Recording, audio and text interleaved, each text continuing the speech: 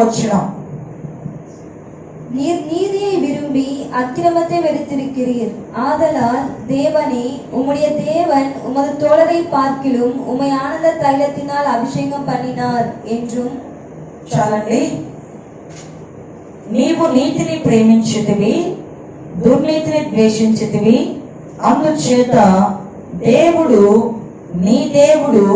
నీ తోడి వారి కంటే నిన్ను హెచ్చించినట్లుగా ఆనంద తైలముతో అభిషేకించెను. ప్రియమైన దేవులారా, ఈ మాటలు గత దినము మనం చదువుకొని కొంత భాగము మనము జ్ఞాపకం చేసుకున్నాం.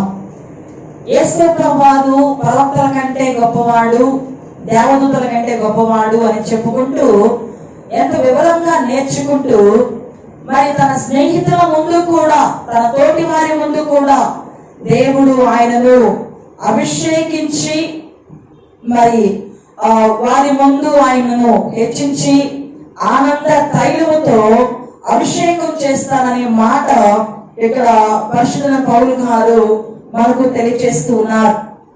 కాబట్టి ఈ సంగతిని బట్టి మనము గత దినము మరి నేర్చుకోగలిగాము. ఆ పాత నిబంధన గ్రంథం ఉన్నటువంటి పరిశుద్ధులు దేవునికి స్నేహితులుగా ఉన్నారు.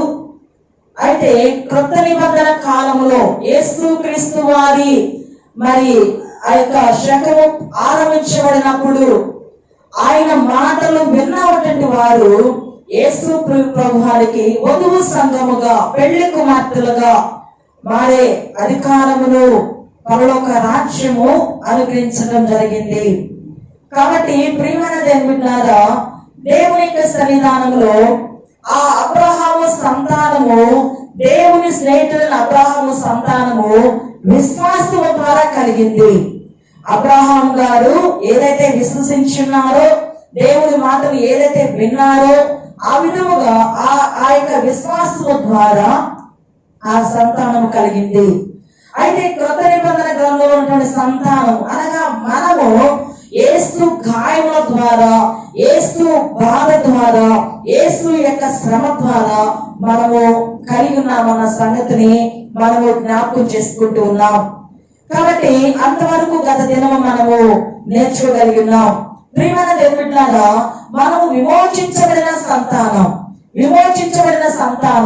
కాబట్టి విశ్వాసం ద్వారా పాత నిబంధన గ్రంథం ఉన్నటువంటి ఆ అబ్రహాము గారి సంతానం విశ్వాసము ద్వారా, నీతి ద్వారా, దేవుని నిబంధన ద్వారా ఏర్పాటు చేయబడిన వారైతే, ఈ మన యొక్క యేసు ప్రభువారి ద్వారా, అంటే ఆయన నలగగొట్టబడటం వల్ల, ఆయన వ్యాధిగ్రస్తులు ఉండటం వల్ల, ఆయన పాప పరిహారార్థ బలిగా తను తాను అర్పించుకోవటం వల్ల మనం కలిగి ఉన్నాం. కాబట్టి వారి కంటే మనం విశేషమైన వారముగా మనం ఉంటూ ఉన్నాం. కనుక దేవుని యొక్క సన్నిధానంలో మరి పెళ్లి కుమారుడు, పెళ్లి కుమార్తె కలిగిన వాడే పెళ్లి కుమారుడు అని నేర్చుకుంటూ ఉన్నాం ప్రియమైన వాళ్ళారా.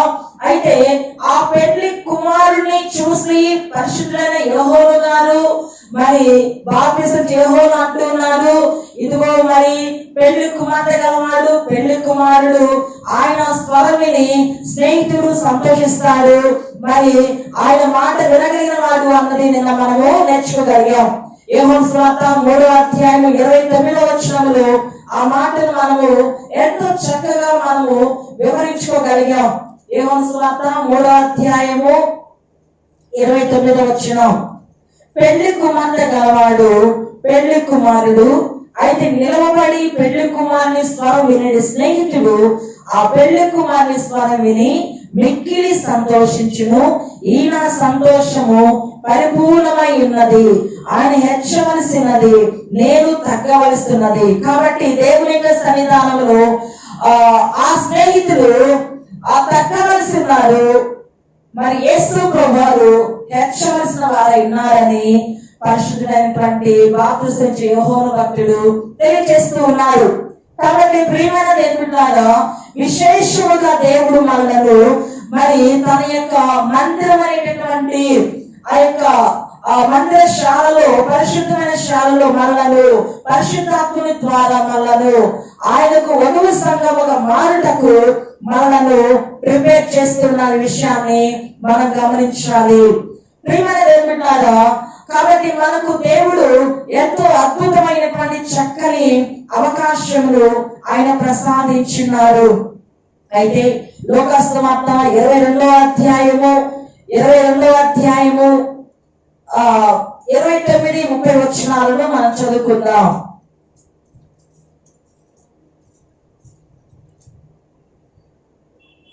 ஆகையால் என் பிதா எனக்கு ஒரு ராஜ்யத்தை ஏற்படுத்தினது போல நான் உங்களுக்கு ஏற்படுத்துகிறேன். நீங்கள் என் ராஜ்யத்திலே என் பந்தியில் போஜனபானம் பண்ணி இஸ்ரவேலின் 12 கோத்திரங்களையும் நியாயம் தீர்க்கிறவர்களாய் సింహాసనங்களின் மேல் ఉట్కార్వీர்கள் என்றார். ప్రియమైన దేవుని బిడ్డలారా, ఇక్కడ తెలుగులో చదువుతున్నాను. యేసు ప్రభువు వారు మరి ఇలా చెప్తూ ఉన్నారు, కనుక నా తండ్రి నాకు రాజ్యము నియమించినట్లుగా నా రాజ్యములో నా బల్ల యొద్ద అన్నపానములు పుచ్చుకొని సింహాసనం మీద కూర్చుండి ఇశ్రాయేలు 12 గోత్రముల వారికి మీరు తీర్పు తీర్చుటకై నేను మీకు రాజ్యమును నియమించుచున్నాను. ఇక్కడ కొత్త నిబంధన పరిశుద్ధులకు ప్రభు ఇస్తున్నటువంటి వాగ్దానం. పాత నిబంధన కాలంలో ఇశ్రాయేలుల 12 గోత్రముల వారు నిలిచి ఉంటారు. అయితే కొత్త నిబంధన గ్రంథములో నా ద్వారా ఏర్పాటు చేయబడిన మీరు కూర్చుండి వారికి న్యాయం తీరుస్తారు, వారికి తీర్పు తీరుస్తారు అని ఒక గొప్ప అధికారములు మరి ప్రభు మనకి ఇక్కడ దయచేస్తున్నాడు. కనుక నేను ముందు నుంచి చెప్తున్నాను, ఈ హెబ్రీ రాసిన పత్రిక పాత నిబంధన గ్రంథము శ్రేష్టమైన గ్రంథము, అలాగే కొత్త నిబంధన గ్రంథము అంతకంటే శ్రేష్టమైనది అని చెప్పడానికి అది ఇది ఏమీ తక్కువ కాదు, కానీ అందులో లేనిది ఇందులో ఉన్నది అనే విధముగా మనము నేర్చుకుంటూ ఉన్నాం.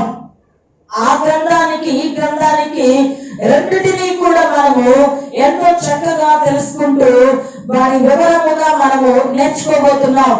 కాబట్టి ప్రియమైన దేవుని బిడ్డలారా, దేవుడు మనతో స్పష్టంగా చెప్తున్నాడు, పాత నిబంధన గ్రంథమైనటువంటి ఇశ్రాయేలు గోత్రముల వారు నిలబడి ఉంటారు. కానీ కొత్త నిబంధన గ్రంథంలో ఉన్నటువంటి వారు, యేసుని నేర్చుకున్న వారు, యేసుని తెలుసుకున్న వారు కూర్చొని ఉంటారు. వీరికి కూర్చునే హక్కు ఇవ్వబడింది, వారికి నిలిచే హక్కు ఇవ్వబడింది. వారు నిలిచి ఉన్నప్పుడు వారికి, అంటే పరిశుద్ధులైనటువంటి వారు, వారికి తీర్పు తెచ్చడానికి అల్పమైనటువంటి మనలను ఆయన నియమించుకొని ఉన్నాడు. అంటే యేసు గాయముల ద్వారా వచ్చినటువంటి మనకు అంత గొప్ప శ్రేష్టతలో ప్రభువు దయచేసి ఉన్నాడు. ప్రియమైన దేవుని బిడ్డలారా, ఈ శ్రేష్టత ఏదో రేషన్ షాప్ నుంచే 2000 రూపాయలు వంటిది కాదు. ఈ శ్రేష్టత ఏదో గవర్నమెంట్ ఉద్యోగం వస్తే చాలు అన్నట్లుగా కాదు. ఈ శ్రేష్టత వివరించలేని గొప్ప శ్రేష్టత, అది ఎవరు కూడా ఊహించలేని గొప్ప ఆనందదాయకమైన శ్రేష్టమైనది. కాబట్టి దీన్ని గ్రహించి తెలుసుకొని ఆ పాత నిబంధన గ్రంథముల పరిశుద్ధులకి నేను తీర్పు తీర్చబోతున్నానా, అలాంటి అద్భుతమైన కృపను దేవుడు నాకు దయచేసి ఉన్నాడా, అందుకు నన్ను నేను ప్రిపేర్ చేసుకోవాలి అని మనము దేవుని సన్నిధానంలో ఎదగాలి.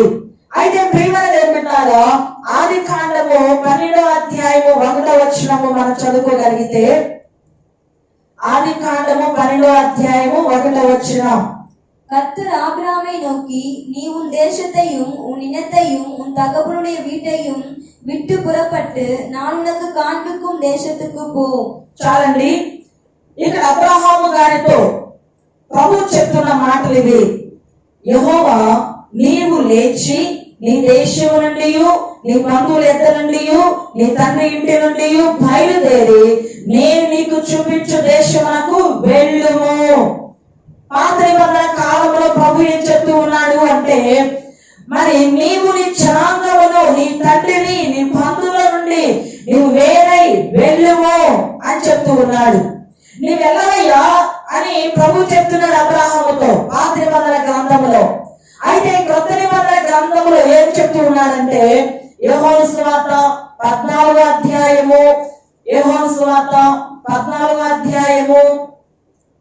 మొదటి వచనం. உங்கள் இருதயம் கலங்காதிருப்பதாக.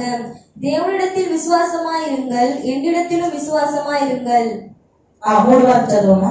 என் பிதாவின் வீட்டில் அநேக வாசஸ்தலங்கள் உண்டு. அப்படி இல்லாதிருந்தால் நான் உங்களுக்கு சொல்லியிருப்பேன். ஒரு ஸ்தலத்தை உங்களுக்காக ஆயத்தம் பண்ண போகிறேன். நான் போய் உங்களுக்காக ஸ்தலத்தை ஆயத்தம் பண்ணின பின்பு நான் இருக்கிற இடத்திலே நீங்களும் இருக்கும்படி நான் மறுபடியும் வந்து உங்களை என்னிடத்தில் சேர்த்துக் கொள்ளுவேன். మీ హృదయమును కలవరపడనీయుకుడి. దేవుని యందు విశ్వాసం ఉంచున్నారు, నా యందు విశ్వాసం ఉంచుడి. నా తండ్రి ఇంట అనేక నివాసములు కలవు. లేనిడల మీతో చెప్పుదును, మీకు స్థలము సిద్ధపరచ వెలుచున్నాను.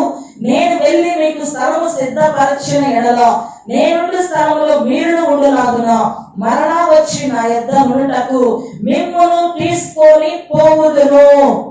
ప్రియమైన దేవుని బిడ్డలారా, ఈ విషయాన్ని బాగా గమనించండి. పాత నిబంధన గ్రంథములో తన స్నేహితుడు అబ్రహాము గారితో దేవుడు ఏమంటున్నాడంటే, నీ బంధువులను, నీ ఇంటిని, నీ జనాంగమును విడిచి వెళ్ళు. నేను నీతో వస్తానని చెప్పట్లా, నువ్వు వెళ్ళు అంటున్నాడు. అయితే కొత్త నిబంధన గ్రంథంలో మన ప్రభువు యేసుక్రీస్తు వారు ఏం చెప్తూ ఉన్నారంటే, నేను వెళ్ళి మీ కొరకు స్థలాన్ని సిద్ధపరిచి నేనుండే స్థలంలో మరి మీరు ఉన్నట్లుగా నేను మిమ్మల్ని తీసుకుని పోతాను, మీతో నేను ఉంటాను. చూడండి, దానికి దీనికి డిఫరెంట్ చూడండి. అది వెళ్ళు, ఎక్కడ నేను మీతో ఉంటాను, నేనుండే స్థలంలో మీరు ఉంటారు అనేటటువంటి మంచిది, అద్భుతమైనది. కనుక దేవుడు మనకి అద్భుతమైనటువంటి కృపను ప్రసాదించినారు. కాబట్టి పాత నిబంధన గ్రంథంలో వారు వెళ్ళు, కొత్త నిబంధన గ్రంథంలో ఉన్నటువంటి మనకి నేను మీతో ఉంటాను, నేనుండే స్థలంలో మిమ్మల్ని తీసుకువెళ్ళడానికి ముందుగా నేను వెళ్ళి ఆయుధం చేస్తానని ప్రభువు తెలియజేస్తూ ఉన్నాడు. కాబట్టి ప్రియమైన ఏమిటారా, దేవుని యొక్క పరిశుద్ధ సన్నిధానంలో హెబ్రీలకు రాసిన పత్రిక 11వ అధ్యాయము, హెబ్రీలకు రాసిన పత్రిక 11వ అధ్యాయము 13వ వచనం. இவர்கள் எல்லாரும் வாக்குத்தத்தம் பண்ணப்பட்டவைகளை அடையாமல் தூரத்திலே அவைகளை கண்டு நம்பி அணைத்து கொண்டு பூமியின் மேல் தங்கள் அந்நியரும் பரதேசிகளும் என்று அறிக்கையிட்டு விசுவாசத்தோட மரித்தார்கள்.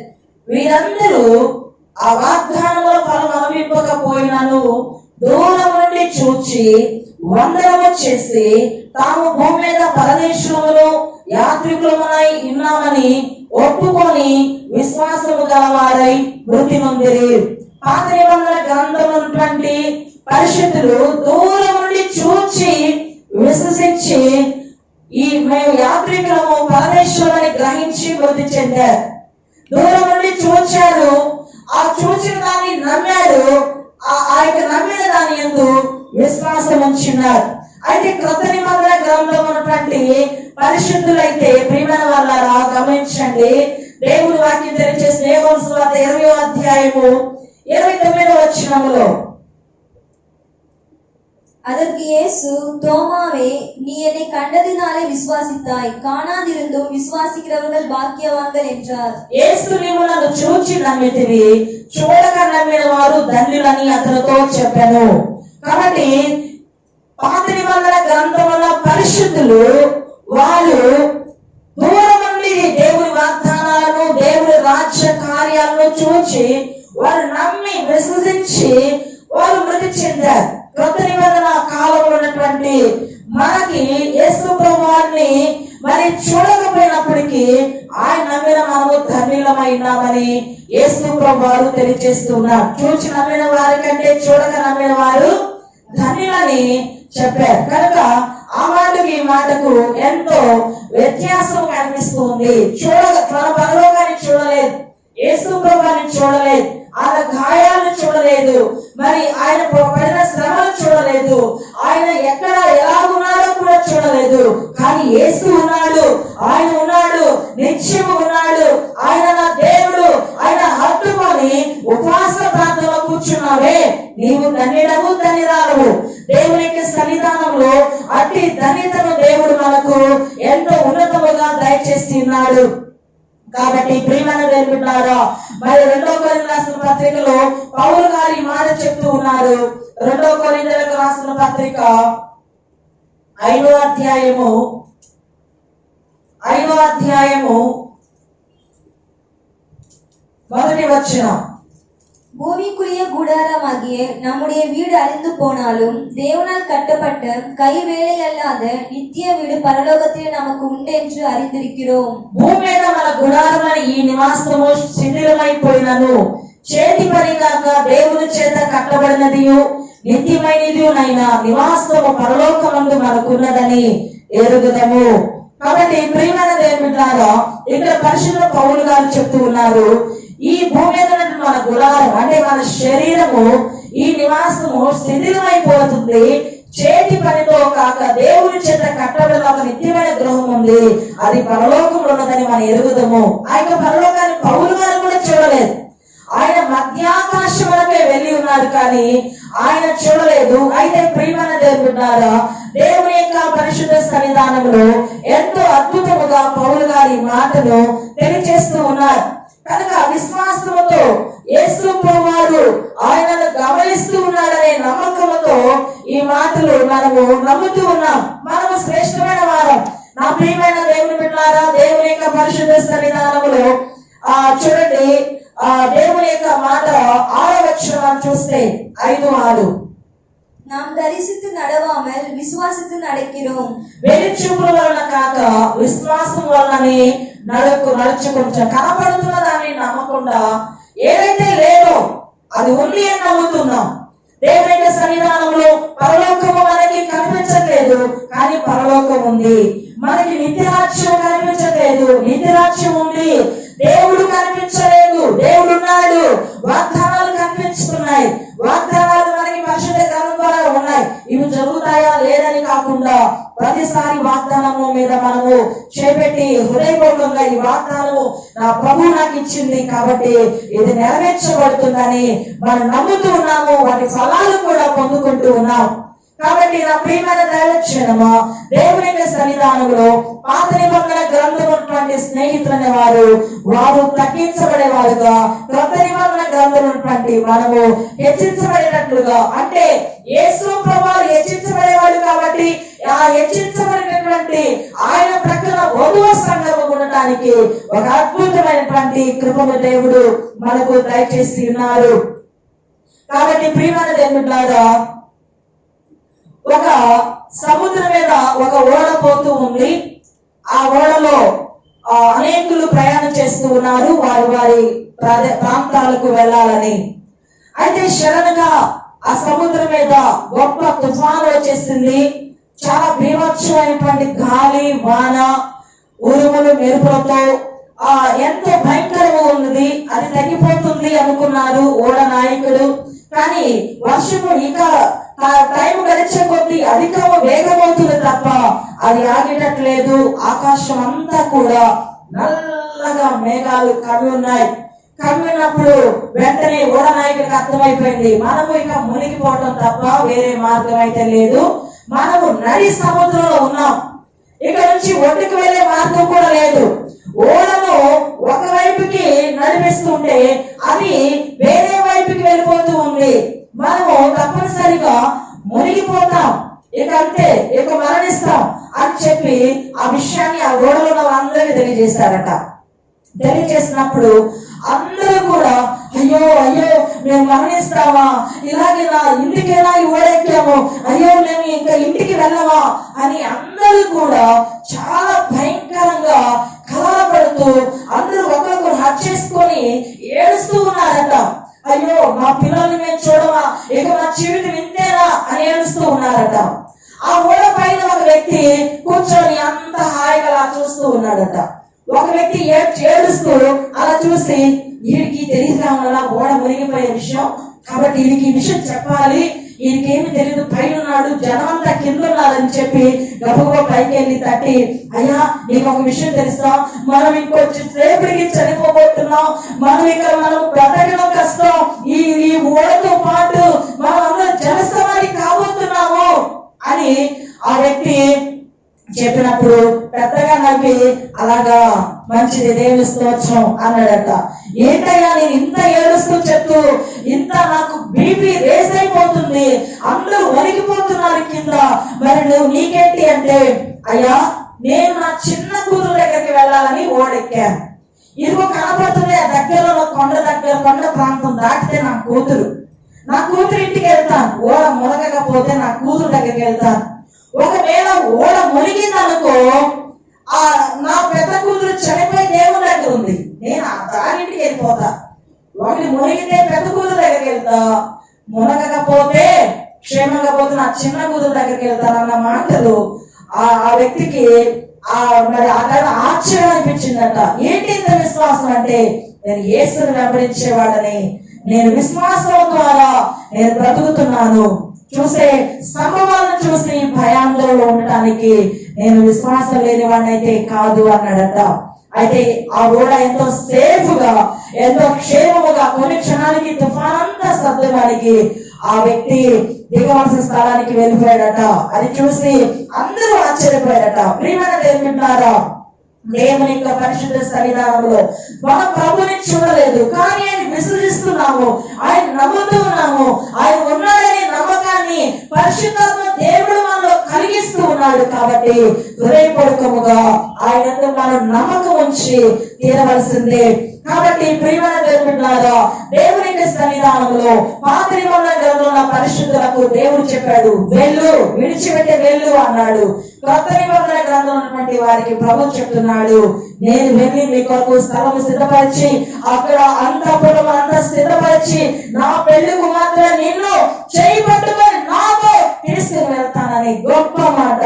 మరి వరుడు చెప్తున్నటువంటి ఒక ఆశ్చర్యకరమైన మాట, ఎంత శ్రేష్టమైన మాట ప్రియులారా. నేను నాతో నేనుండే స్థలంలో నీ ఉన్నట్లుగా నీ చేయి పట్టుకొని నీతో నేను ఉండిపోతాను, నిన్ను తీసుకుపోతాను అని చెప్పి ఒక అద్భుతమైనటువంటి మాటను దేవుడు మనకి తెలియజేస్తూ ఉన్నారు. కనుక ప్రియమైన దేవునిలారా, దేవుని యొక్క పరిశుద్ధ సన్నిధానంలో లోకాసు సువార్త 5వ అధ్యాయం 10-11 వచనాలు మనం చదువుకోగలిగినప్పుడు, లోకాసు సువార్త 5వ అధ్యాయము,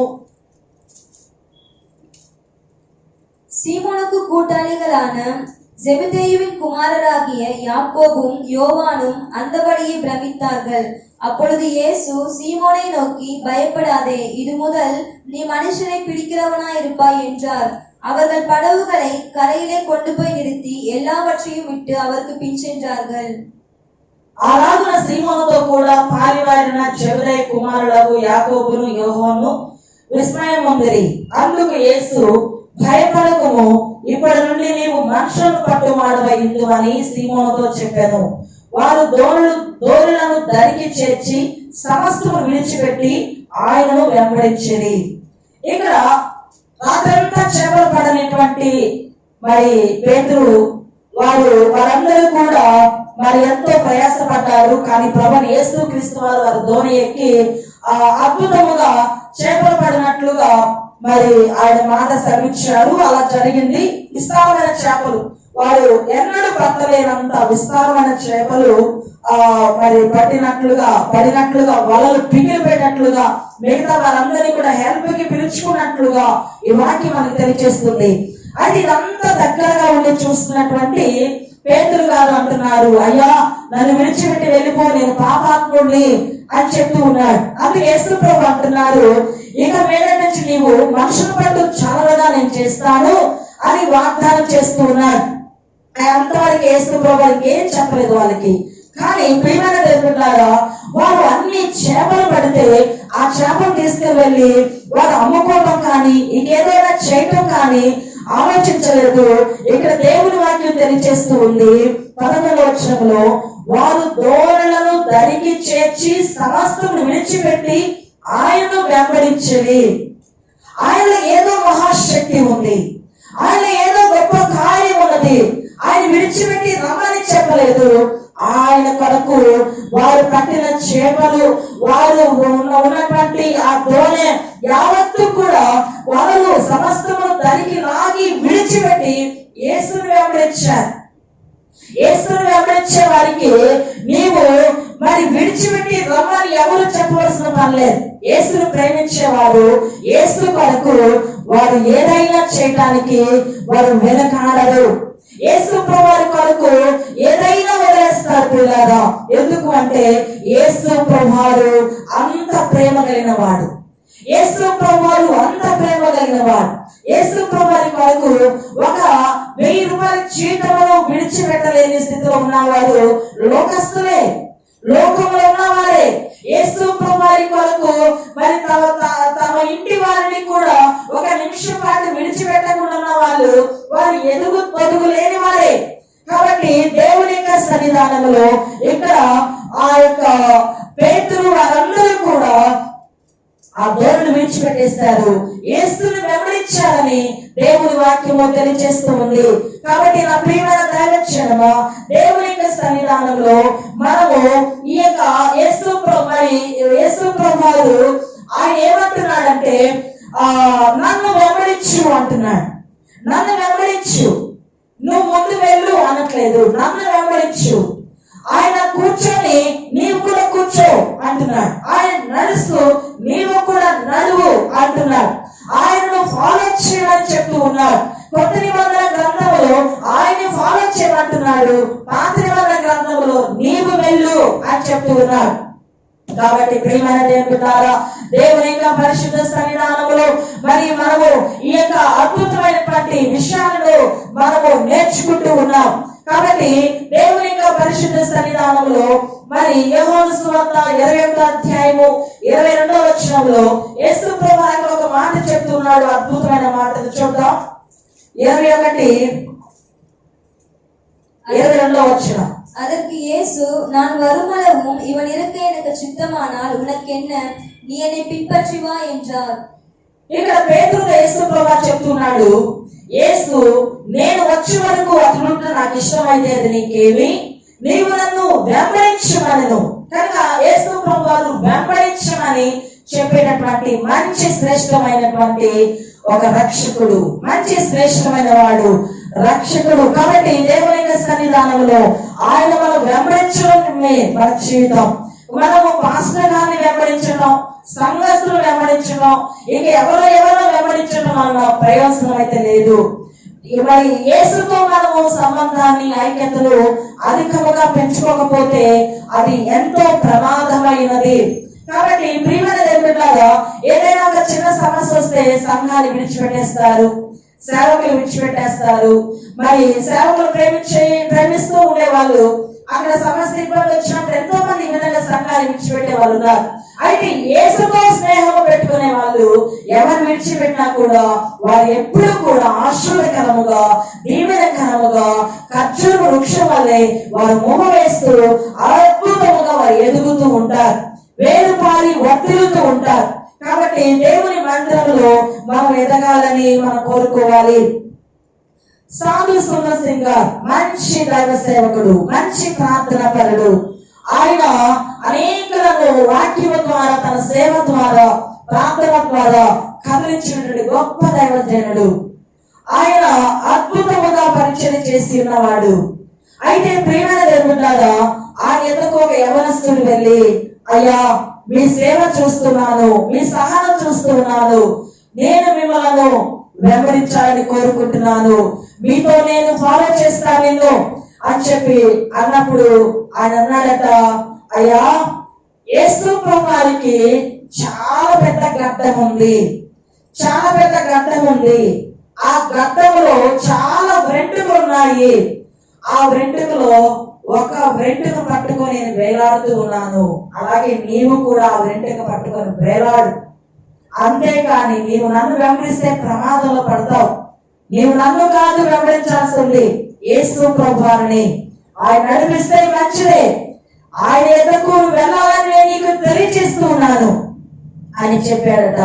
కాబట్టి దేవుని యొక్క సన్నిధానంలో మనము ఆయన వలె జీవించాలి, ఆయనతో జీవించాలి, ఆయన వెంబడించాలి. పాత నిబంధన గ్రంథంలో ఉన్న వాళ్ళు వెళ్ళు అన్నారు, కొత్త నిబంధన గ్రంథం వాళ్ళు ఆయన వెంబడించే రీతిలో దేవుడు మనను ఉంచుతూ ఉన్నారు. మొదటి పేతురు రాసిన పత్రిక 2:21 మనం చూడగలిగితే, మొదటి పేతురు రాసిన పత్రిక இதற்காக நீங்கள் அழைக்கப்பட்டும் இருக்கிறீர்கள். ஏனெனில் கிறிஸ்துவும் உங்களுக்காக பாடுபட்டு நீங்கள் தம்முடைய அடிச்சுவடிகளை தொடர்ந்து வரும்படி உங்களுக்கு மாதிரியை பின்வைத்து போனார். ఇందుకు మీరు పిలువబడితిరి. క్రీస్తు కూడా మీ కొరకు బాధపడి మీరు తన అడుగు జాడల యందు నడుచుకున్నట్లు మీకు మాదిరి యుంచిపోయెను. మరి క్రీస్తు మన కొరకు శ్రమ పడ్డాడు. మనం ఎవరి అడుగు చాడలో నడవాలి అంటే క్రీస్తు అడుగు చాడల్లో, ఆయన అడుగులో అడుగు వేసి ఆయనలో మనము వెంబడించే రీతిలో ఉండాలని దేవుని వాక్యము మనకి స్పష్టంగా తెలియజేస్తుంది. నా ప్రియమైన దైవజనమా, మనము వెంబడించవలసింది క్రీస్తుని. దైవ సేవకులైతే కాదు, దైవ సేవకులు చెప్పిన మాట వినాలి, వారి మాటలో ఉన్న దేవుని నమ్మాలి, దేవుని వెంబడించాలి. దేవుడు మనకు అద్భుతమైనటువంటి ఒక గొప్ప అవకాశాన్ని ఆయన ప్రసాదించున్నారు. కాబట్టి దేవుని యొక్క సన్నిధానంలో ఆయన అడుగు చాడల్లో మనం ఉండాలి, ఆయనతో మనము జీవించాలి. అయితే ప్రకటన గ్రంథము 14వ అధ్యాయంలో, ప్రకటన గ్రంథము 14వ అధ్యాయము 4-5 వచనాలను మనం చదువుకుందాం. ஸ்திரீகளால் தங்களை கரைப்படுத்தாதவர்கள் இவர்களே, கற்புள்ளவர்கள் இவர்களே, ஆட்டுக்குட்டியானவர் எங்கே போனாலும் அவரை பின்பற்றுகிறவர்கள் இவர்களே. இவர்கள் மனுஷரிலிருந்து தேவனுக்கும் ஆட்டுக்குட்டியானவருக்கும் முதற் பலனாக மீட்டுக் கொள்ளப்பட்டவர்கள். இவர்களுடைய வாயிலே கபடம் காணப்படவில்லை. இவர்கள் தேவனுடைய சிங்காசனத்திற்கு முன்பாக மாசில்லாதவர்களாய் இருக்கிறார்கள். వీరు స్త్రీ సాంగత్యమును అపవిత్రులు కాని వారును స్త్రీ సాంగత్యం ఎరగని వారులై ఉండి గొర్రె పిల్ల ఎక్కడికి పోవునో అక్కడికెల్లా ఆయనను వెంబడింతురు. వీరు దేవుని కొరకును గొర్రె పిల్ల కొరకును ప్రథమ ఫలముగా ఉండుటకై మనుషుల నుండి కొనబడిన వారు. వీరి నోట ఏ అబద్ధము కనబడలేదు, వీరు అనిందులు. ప్రియమైన దేవునిటారా, దేవుని యొక్క సన్నిధానంలో 144,000 మంది ఆయన కూడా ఉన్నారని ఈ యొక్క అధ్యాయం మనకు తెలియజేస్తుంది. కాబట్టి దేవుడు ఇక్కడ మనకు ఏం చెప్తూ ఉన్నాడంటే, గొర్రె పిల్ల ఎక్కడికి పోతుందో అక్కడికెల్లా వెంబడించినటువంటి వారు దేవుని సన్నిధానంలో పరిశుద్ధులు ఉన్నారు అని ఆ యొక్క విషయాన్ని, అది గొప్ప ఒక పెద్ద చాప్టర్. నేను ముందే మీకు తెలియజేసి ఉన్నా. కాబట్టి ఇక్కడ మనం నేర్చుకోవాల్సిన విషయం ఏంటంటే, గొర్రె పిల్ల ఎక్కడికి వెళ్తుందో అక్కడకు మనము ఆయనను ఫాలో చేసే వాళ్ళంగా మనం ఉండాలని దేవుని పేరిట మనం చేస్తూ ఉన్నాం. కాబట్టి దేవుని యొక్క సన్నిధానంలో మనల్ని దేవుడు గొప్ప జనాంగముగా ఆయన మనల్ని ఏర్పాటు చేస్తున్నారు. ఆయన కొరకు మనం బ్రతకాలి, ఆయన కొరకు మనం జీవించాలి, ఆయన కోసమే మనము ఆయనను సంపాదించుకోవాలి. ఈ లోకంలో ఎవరి ప్రేమ సంపాదించుకోకపోయినా, ఏది మనం అనుకున్న కార్యాలు జరగకపోయినా, దేవుడు మనకి ఆయుష్కాలం ఎందుకు ఇస్తున్నాడు అంటే ఆయనను మనము సంపాదించుకోవాలి. ఆయనను మనం సంపాదించుకోగలిగినప్పుడు ఆయన అధికముగా ఆయనలో మనము నిల్చుంటాము. ఆయన మనల్ని తీసుకుపోవటానికి ఆయన ఒక పెద్ద అంతఃపురం, దగ్గర మెరిసేటటువంటి అద్భుతమైన పరలోక రాజ్యంలో ఆయన మన కొరకు స్థలములు సిద్ధపరుస్తూ ఉన్నారు. అది పూర్తయిన వెంటనే అని బోధ పడుతుంది. ఆ బోధ క్రీస్తులో నీకు మాత్రం వినపడుతుంది. వెంటనే నీవు ఎత్తుకొనబడతావు, మధ్య ఆకాశంలో క్రీస్తు కూడా ఎగిరిపోతాం, దేవుని యొక్క సన్నిధానంలో కలుసుకుంటాం, అద్భుతమైన రాజ్యములు మనము చేరి విశ్వాసంతో ఆయనతో మనం ఉంటాం. అందుకే ప్రకటన గ్రంథం 5, 8, 10 మరి ఇక్కడ ఉన్నటువంటి వారు చెప్తున్న చివరి మాట చదువుకుందాం. ప్రకటన గ్రంథం 5వ అధ్యాయము 8, 10. அந்த புஸ்தகத்தை அவர் வாங்கின போது அந்த 4 ஜீவன்களும் 24 மூப்பர்களும் தங்கள் சுர மண்டலங்களையும் பரிசுத்தவான்களுடைய ஜெபங்களாகிய தூபவர்க்கத்தால் நிறைந்த பொற்கலசங்களை பிடித்துக் கொண்டு ஆட்டுக்குட்டியானவருக்கு முன்பாக வணக்கமாய் விழுந்து, தேவரீர் புஸ்தகத்தை வாங்கவும் அதில் முத்திரைகளை உடைக்கவும் பாத்திரரா இருக்கிறீர், ஏனெனில் நீர் அடிக்கப்பட்டும் சகல கோத்திரங்களிலும் பாஷைக்காரரிலும் ஜனங்களிலும் ஜாதிகளிலும் இருந்தும் எங்களை தேவனுக்கென்று உம்முடைய இரத்தத்தினாலே மீட்டுக் கொண்டும் எங்கள் தேவனுக்கு முன்பாக எங்களை ராஜாக்களும் ஆசாரியர்களும் ஆக்கினீர், நாங்கள் பூமியிலே அரசாளுவோம் என்று புதிய பாட்டை பாடினார்கள். కాబట్టి ప్రియమైన దేవుని బిడ్డలారా, దేవుని యొక్క సన్నిధానంలో ఆయన దాన్ని తీసుకున్నప్పుడు ఆ 4 చీమలను వీరులను ధూప ద్రవ్యములతో నిండిన సువర్ణ పాత్రను పట్టుకొని ఉన్న ఆ 24 పెద్దలను ఆ గొర్రెపిల్ల ఎదుట సాగిలపడిరి. ఆ పాత్రలు పరిశుద్ధుల ప్రార్థనలు. ఆ పెద్దలు, నీవు ఆ గ్రంథము తీసుకొని దాని మొదలు విప్పుటకు యోగ్యుడవు, నీ వధింపబడిన వాళ్ళవై నీ రక్తమిచ్చి ప్రతి వంశంలోనూ ఆయా భాషలు మాట్లాడే వారిలోను ప్రతి ప్రజలోను ప్రతి జనములోను దేవుని కొరకు మనుషులు అనుకొని మా దేవునికి వారిని ఒక రాజ్యముగాను యాజకులుగాను చేసినవి కనుక వారు భూలోకమందు ఏలుదరికి క్రొత్త పాట పాడదరు. కనుక ఈ యొక్క క్రొత్త నిబంధనలో ఉన్నటువంటి మనలను క్రీస్తు దేవుని కొరకు మనలను ఆయన రక్తము ద్వారా శ్రమల ద్వారా మనల్ని కొని దేవునికి ఒక రాజ్యముగా, ఆయనకు ఒక అద్భుతమైనటువంటి వారముగా, యాజకులముగా, దేవుని స్వత్తైన ప్రసవంగా ఆయన మార్చిన్నాడు. కాబట్టి కనుక నీతోటి స్నేహితుల కంటే నీతోటి వారి ముందు నిన్ను నీ దేవుడు హెచ్చించి ఆనంద తైలముతో అభిషేకిస్తానని రాయబడినట్లుగా వారి యొక్క పాత నిబంధన గ్రంథముల పరిశుద్ధుల ముందు కొత్త నిబంధన గ్రంథం యొక్క కార్యములు అది అద్భుతము, అతి మనోహరము, అది వివరించదగనిది, వర్ణించడానికి వీలు కానిది. అలాంటి అద్భుతమైన కార్యాలను మనము పరిపూర్ణముగా జ్ఞాపకం చేసుకుంటూ ఉన్నాం. కాబట్టి నా ప్రియమైన దైవజనమా, దేవుని యొక్క పరిశుద్ధ సన్నిధానంలో ప్రభు మనతో ఎంతో స్పష్టంగా మాట్లాడుతూ ఉన్నారు.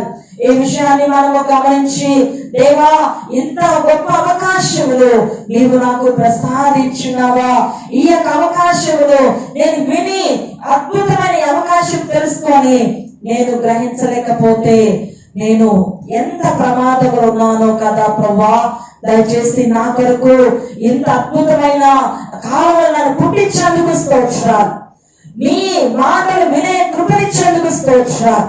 ఇలాంటి వేదనకరమైన పరిస్థితుల్లో నా ఇల్లు నేను చూస్తూ ఉంటే నాకు వేదన కనిపిస్తూ ఉంది, కలవరం కనిపిస్తూ ఉంది, ఇంటిని ఎలా ముందుకు నడిపించాలో అర్థం కావట్లేదు. అలాంటి సమయంలో నీవు నీ మాటను నాకు అనుగ్రహించి బలపరుస్తున్నందుకు మీకు వందనాలు చేస్తున్నాచా, మీకు స్తోత్రాలు ప్రభువా అనే ప్రభుని మనము ఎంత స్తుతించాలి పిల్లారా, ఎంత కనపరచాలి.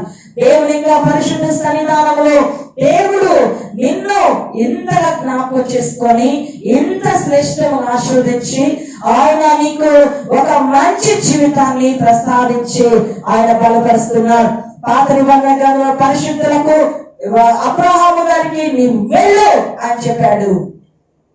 క్రొత్త నిబంధన గ్రంథంలో ఉన్న వారికి నేను వెళ్ళి మీ కొరకు స్థలము సిద్ధపరిచి నేనున్న స్థలంలో మీరున్న నేను వచ్చి మిమ్మల్ని తీసుకువెళ్తానని గొప్ప ప్రామిస్ చేశారు. కాబట్టి ఇంత అద్భుతమైన దేవుని సన్నిధానంలో ఆయన వచ్చి మనం తీసుకువెళ్ళి ఆయనతో ఉండినట్లుగా, ఆయన వారం ఉండినట్లుగా, ఆయనలో కలిసిపోయినట్లుగా, ఆయనలోనే జీవించినట్లుగా ఇంత అవకాశాన్ని ప్రభు మనకు దయచేస్తున్న హేతును బట్టి హృదయపూర్వకముగా దేవా ఇంత అద్భుతమైన కృపను నీవు నాకు దయచేసినందుకు మీకు కోట్ల కొలది కృతజ్ఞతలు ఇస్తాయా, కోట్ల కొలది వందనాలు తండ్రి అని ప్రభు సన్నిధానంలో పరిపూర్ణముగా ఆయన స్తుతించి ఆయన గణపరచాలి.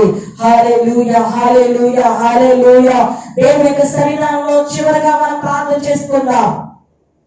పరిశుద్ధులైన తండ్రి, కృపల దేవా మీకు వందనాలు, హృదయపూర్వకమైన స్తోత్రాలు ప్రభా. నీ పాద సన్నిధానంలో ఇంతగా మీరు మాతో మాట్లాడినందుకు కృతజ్ఞతలు చెల్లిస్తున్నాం దేవా. నాయన పాత నిబంధన గ్రంథం పరిశుద్ధుల కంటే అయా నాయన వారి ముందు నీ నామము హెచ్చించబడి అయా నీ దేవుడు నాయన మరి తోటి వారి కంటే నేను హెచ్చించి ఆనంద తైలముతో నేను అభిషేకిస్తున్నాడని చెప్పిన మాట వివరణ మేము నేర్చుకోగలిగాం. నీతిని ప్రేమించి దుర్నీతిని ద్వేషించే నీ సన్నిధానంలో మేము అలాగే నేను ఫాలో చేసే వారముగా మమ్మల్ని బలపరిచి నీతో స్నేహము కలిగే వారముగా మమ్మల్ని ఆయుధపరిచి దీవించండి. నీ కృపల మీద సంపూర్ణంగా వర్ధన చేయమని యేసయ్య దివ్యమైన నామములో ప్రార్థించి వేడుకుంటున్నాము తండ్రి. ఆమేన్.